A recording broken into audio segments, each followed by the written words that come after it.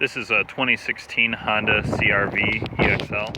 We're going to look at how to fold down the rear seats on this. So we'll actually start this one over on the passenger side. So the first thing we're going to do is actually pull on this little draw that's going to drop the headrest, and then you can pull. You'll see that's going to fold down that seat.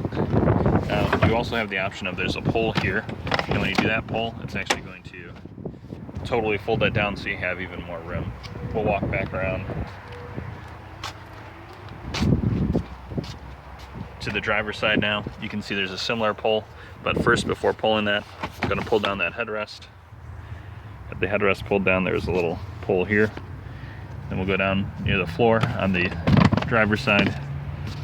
Just needs a little push. You can see we've got that completely folded down. So it kind of has the rear back rest folded up in what would normally be the leg room, and the rest of the seats is folded down, and you can see we've got pretty decent cargo space there. So walk back around here. You can see we could fit something pretty good size in there. All right, thanks.